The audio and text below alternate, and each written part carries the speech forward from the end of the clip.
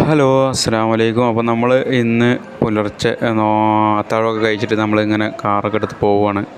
കാരണം മെഡിക്കൽ കോളേജിലേക്ക് പോവുകയാണ്, തൃശ്ശൂർ, കുട്ടീനെ കാണിക്കാൻ വേണ്ടിയിട്ട്. അപ്പോൾ ആദ്യം നമ്മൾ വടക്കാഞ്ചേരി എന്ന സ്ഥലത്ത് നിന്ന് വണ്ടിയെടുത്ത്, അത് CNG ആയിരുന്നു, ഗ്യാസിൻ്റെ. അപ്പോൾ അത് ഫില്ല് ചെയ്യാൻ വേണ്ടിയിട്ട് അടുത്തൊന്നും ഉണ്ടായിരുന്നില്ല. അപ്പോൾ ആദ്യം അതടിക്കാൻ വേണ്ടി നമ്മൾ പോയി.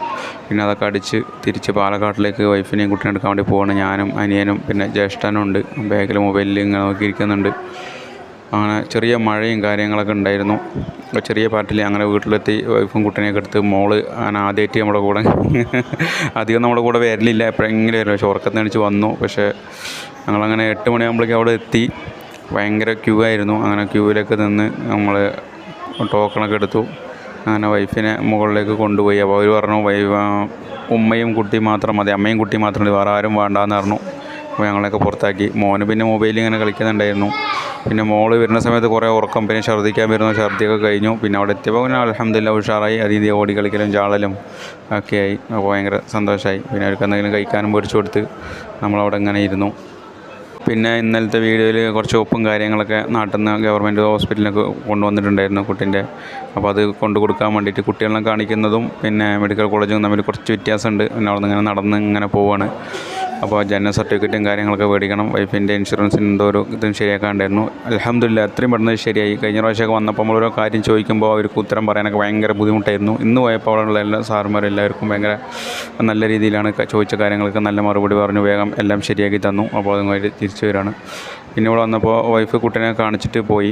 അപ്പോൾ 10-11:30 വീണ്ടും കാണിക്കണമെന്ന് പറഞ്ഞു. അപ്പോൾ ഞാനിങ്ങനെ ഓരോ കോപ്രായം കാണിക്കുമ്പോൾ നിങ്ങൾ വിചാരിക്കുമോ ഞാൻ എന്തൊക്കെയോ ഉറക്കപ്പിച്ചാണ്. അല്ല കേട്ടോ, ഇവർക്ക് രണ്ടാൾക്ക് എന്നെ അടിക്കുക, ഇടിക്കുക, തല്ലുക, കുത്തുക, അതൊക്കെയാണ് രണ്ടാൾക്കുള്ള പരിപാടി.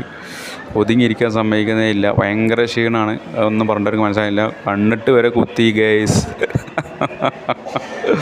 കണ്ണ്, കൈ, കാല് കടിക്കുക, മാന്തുക, അതൊക്കെയാണ് അവൻ്റെ പരിപാടി. എല്ലാം കഴിഞ്ഞ് ക്ഷീണം മാറ്റാൻ വേണ്ടി അത് അവിടെ അങ്ങനെ കിടക്കുന്ന കണ്ടില്ലേ, എന്ത് മര്യാദക്കാരല്ലേ കണ്ടാൽ. ഒരാൾ ഇപ്പുറത്തും കിടക്കുന്നു, ഒരാൾ അപ്പുറത്തും കിടക്കുന്നു. ഇത്ര നേരം എന്നെ തല്ലിയിട്ട്. അപ്പോൾ വൈഫ് മുകളിലാണ്, മുകളിൽ നല്ല ഡോക്ടറിനെ കണ്ടിട്ട് വന്നിട്ടില്ല. കുറേ ആളുകളുണ്ട്, ഇന്നത്തെ ദിവസം നല്ല തിരക്കുണ്ടാവുമെന്ന് പറഞ്ഞു. അപ്പോൾ എൻ്റെ വീഡിയോ കുറേ ആളുകൾ അൽഹംദുലില്ലാ കാണലുണ്ട്. വലിയ കണ്ടൻറ്റും കാര്യമൊന്നുമില്ല, ഞാൻ തന്നെയാണ് കണ്ടൻറ്റ്.